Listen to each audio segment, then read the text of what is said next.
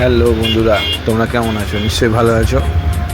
আজকে উল্টো রথ, একটু দেবগ্রাম এসেছিলাম কাজে, একটু আটকেই পড়েছি আর কি। তো দেখলাম যাই একটু মেলাটা একটু যাওয়া যাক, একটু ঘোরা যাক আর কি।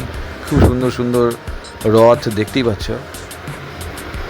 আমার তো খুব ভালো লাগছে এখানে এসে।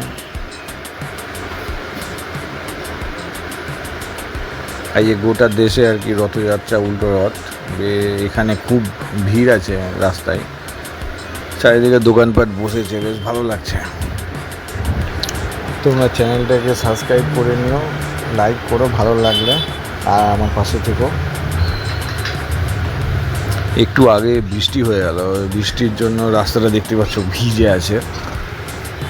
সারাদিনই টিপটাপ টিপটাপ বৃষ্টি পড়েছে এদিকে।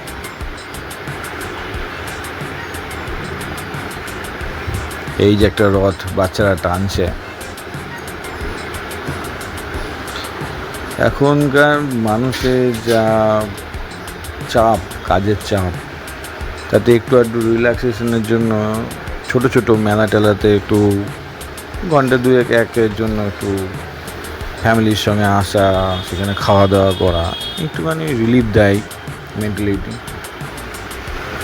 দেখো বেলুন, দেখো কত, ওই দিকে দেখা যাচ্ছে নাগরদোল্লা। বেশ ভালো লাগছে কিন্তু আমার ঘুরতে। কাজের মাঝখানে একটু আসলাম, যেটুকু হয় ঘোরা। এই যে ওষুধের দোকান, এখানে একটু যাব, দরকার আছে। দেবগ্রামের সবথেকে বড় দোকান সুব্রত মেডিকেল।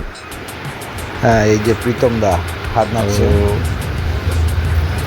হয়ে গেল মোটামুটি ঘোরা আমাদের। এবার একটু বেরোবো, বাড়ি যাব। বৃষ্টি পড়ছে, এখনও বৃষ্টি পড়ছে, তোমরা দেখতে পাচ্ছ গাড়ির কাঁচের জল।